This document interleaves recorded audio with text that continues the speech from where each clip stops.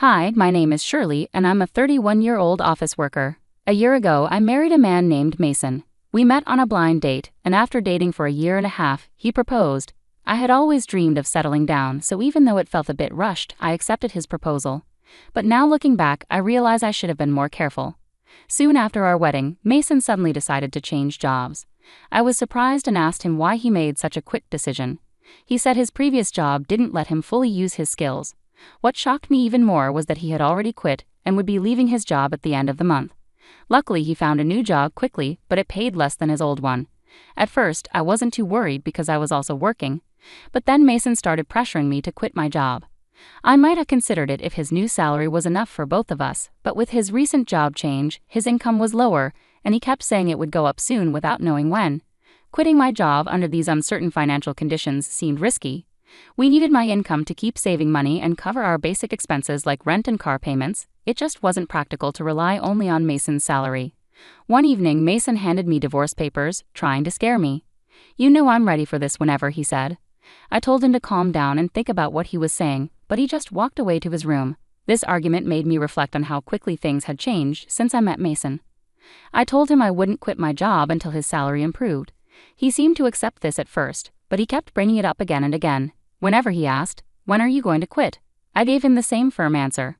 Now, a year into our marriage, his salary still hadn't increased, and he continued to pressure me about quitting my job. Sometimes I wanted to respond sarcastically, but I held back, knowing our financial stability depended on my income. If quitting my job was so important to him, I felt he should focus on advancing his career to earn more. As time went on, I started to understand why Mason was so insistent on me leaving my job. It became clear during our visits to his parents' house. Whenever we were with his mother, Martha, Mason would act concerned and say he wanted to make her life easier.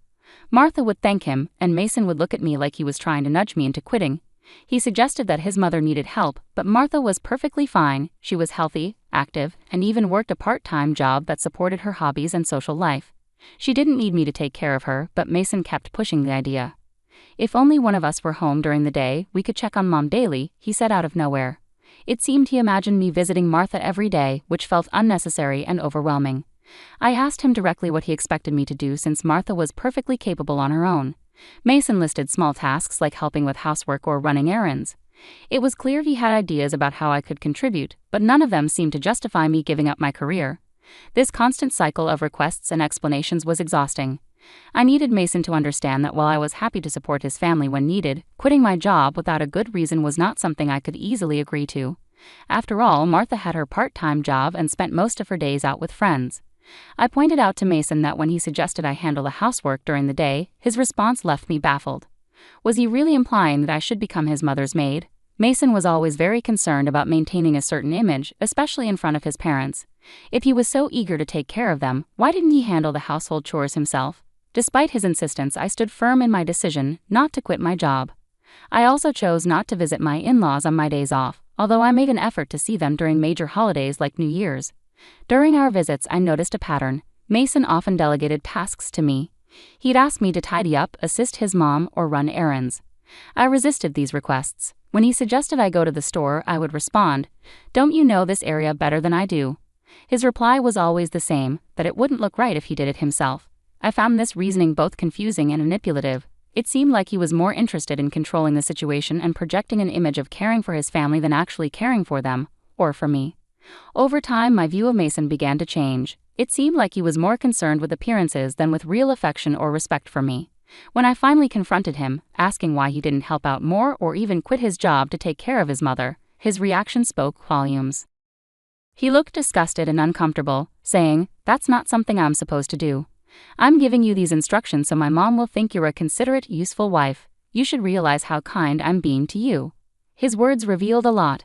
He wanted to dump all the hard work on me while making himself look good, as if he was doing something extraordinary.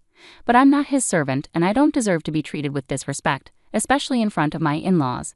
It became clear to me that Mason's priorities were completely skewed. He cared more about appearances than about having a genuine partnership and supporting each other. If Mason keeps making these unreasonable demands, I won't stay quiet. I'll stand up for myself. Despite many discussions, Mason hasn't changed. He constantly pesters me with the same old question. "Are you going to quit your job?" Every time we visit my in-laws, he continues to boss me around just as he always has. I finally reached my limit. I decided it was crucial to have a serious conversation with him. We need to talk about our future, I said, hoping to steer our conversation in a constructive direction. What are you even trying to say? Mason retorted, clearly annoyed. I'm honestly fed up, I replied. I'm tired of you constantly asking me when I'll quit my job, and I'm exhausted from you pressuring me to take care of Martha.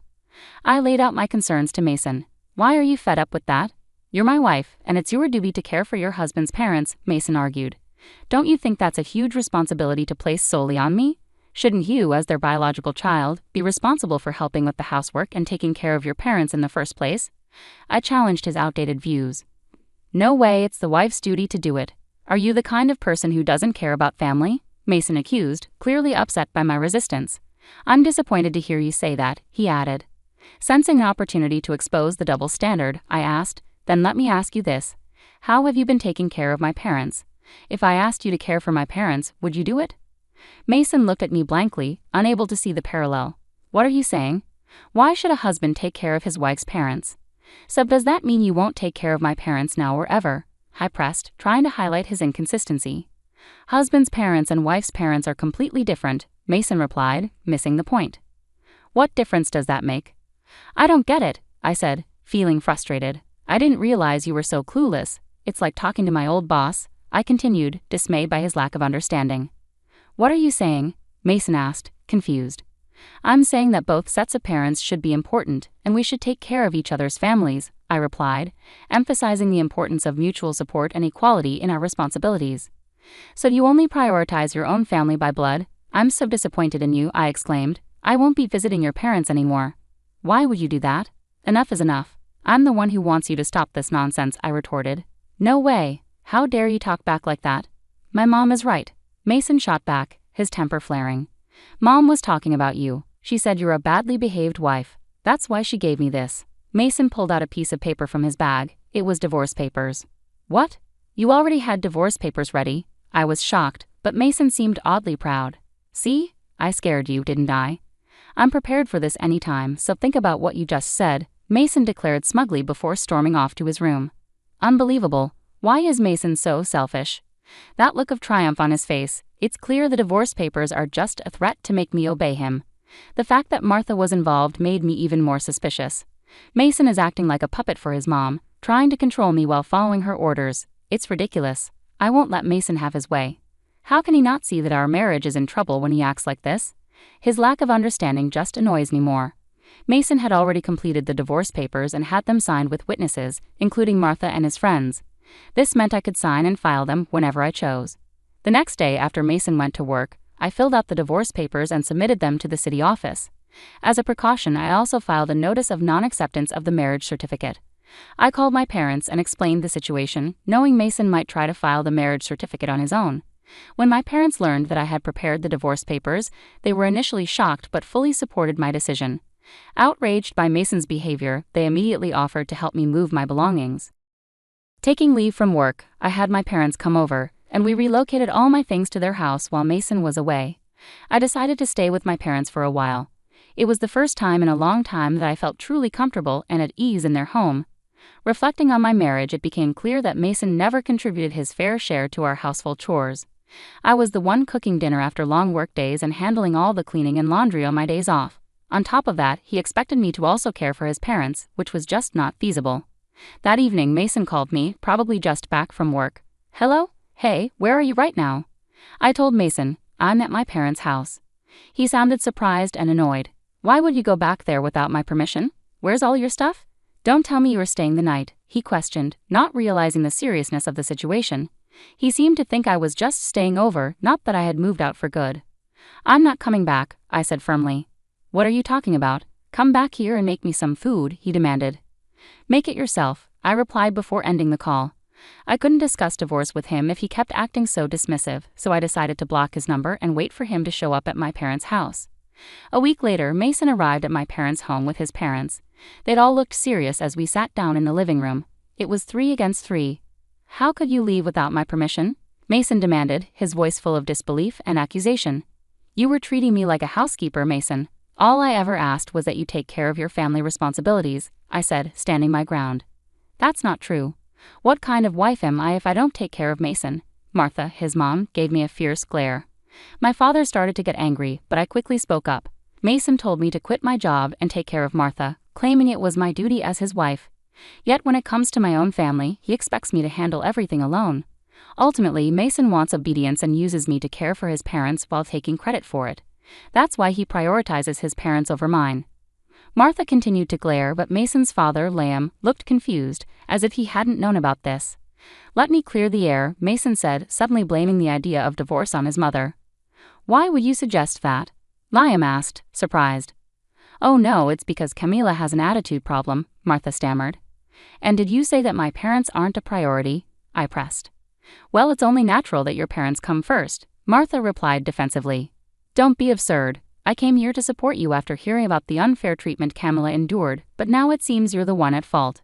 Don't hide behind her parents' authority to get your way," Liam said, making Mason visibly shrink in his seat. Liam then apologized to me and my parents. "I'm truly sorry for the trouble caused by my foolish son. I will have a serious talk with him." "Liam, you're not to blame, so please don't apologize," I replied. "Thank you for your kind words, but there's something else I need to say." I turned to Mason, who looked nervous. "The divorce papers you gave me, I've already filed them. We're no longer married." Mason and Martha both turned pale. "Why did you file them without my permission?" Mason demanded, shocked. "You told me I could file them whenever I wanted. Besides, you had already filled out your part and had Martha sign as a witness," I calmly explained, but Mason was clearly at a loss for words. Seeing the tension, Liam, furious, intervened. "Mason, you used divorce as a threat?" he exclaimed, and unable to contain his anger, he slapped Mason across the face. Martha, witnessing this, was visibly shaken. Liam turned to me and apologized sincerely. "I apologize deeply that you had to witness this. You have every right to divorce this fool.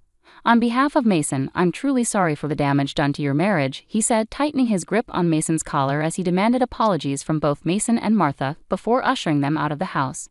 Later, I thanked Liam for his intervention. He assured me that all of Mason's assets and property were transferred to me without any hassle, given my higher income and the effort I had put into managing our household. It was a relief to secure everything from our marriage. I later found out that Liam had divorced Martha, clearly disgusted by her actions.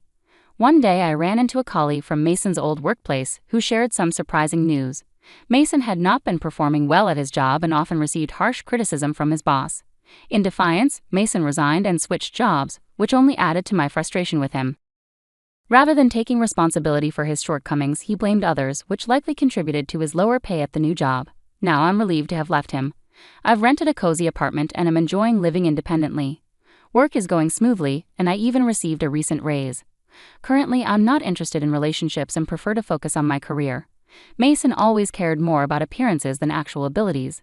He maintained a facade at home but failed to improve professionally. Sadly, many spouses use divorce threats as leverage, thinking it gives them power, but it's a big mistake. I hope they realize their folly and find happiness alone. Meanwhile, I'm grateful to have moved on from Mason and look forward to meeting someone special in the future when I'm ready.